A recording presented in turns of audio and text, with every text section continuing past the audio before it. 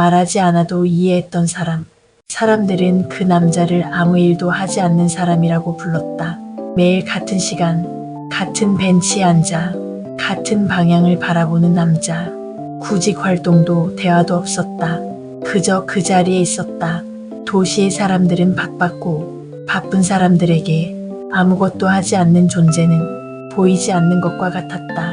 그 남자는 한데 유망한 기술자였다. 손으로 정밀한 부품을 만들던 사람. 작은 오차도 용납하지 않던 성격 때문에 믿고 맡길 수 있는 사람이라 불렸다. 그러던 어느 날 작업 중 사고가 났다. 기계는 멈췄지만 그의 손은 멈추지 못했다. 신경이 손상됐고 미세한 떨림이 남았다. 의사는 말했다. 이제 정밀 작업은 어렵습니다. 그 말은 직업을 잃는다는 뜻이었고 그 남자에게는 정체성을 잃는다는 뜻이었다. 회사도 동료도 그를 오래 붙잡지 않았다. 대체 인력은 많았고 도시는 늘 다음 사람을 준비해두고 있었다. 남자는 점점 말을 잃었다. 말을 해도 설명할 수 없는 상태가 되었기 때문이다. 왜 일을 안 하세요?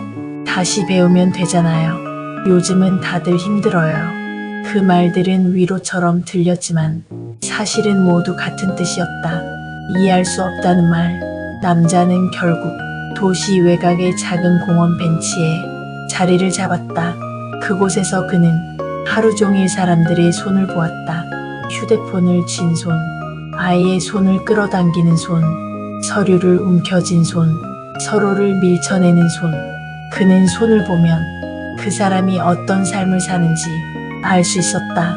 그러던 어느 날 공원에 한 소년이 나타났다. 소년은 말을 하지 않았다. 대신 늘 바닥에 무언가를 그렸다. 선, 원, 반복되는 패턴. 의미 없어 보이는 그림. 사람들은 소년을 피했다. 이상하다는 이유였다.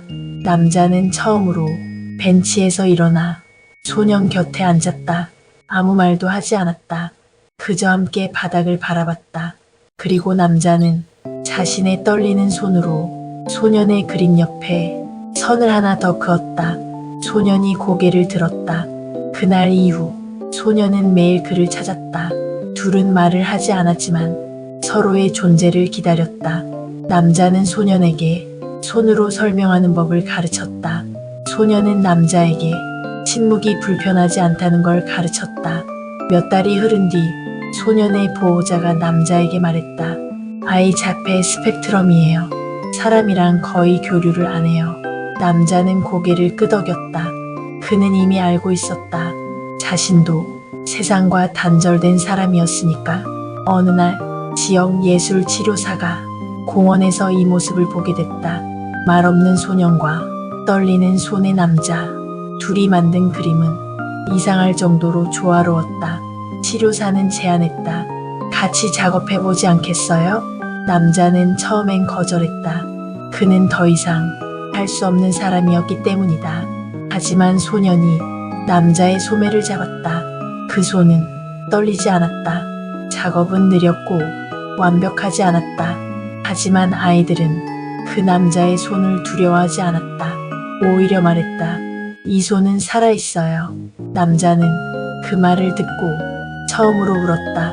그의 손은 쓸모없어진 것이 아니라 다른 방식으로 사람을 살리고 있었던 것이다. 지금 그 남자는 정식 치료사는 아니다. 유명인도 아니다. 성공담의 주인공도 아니다.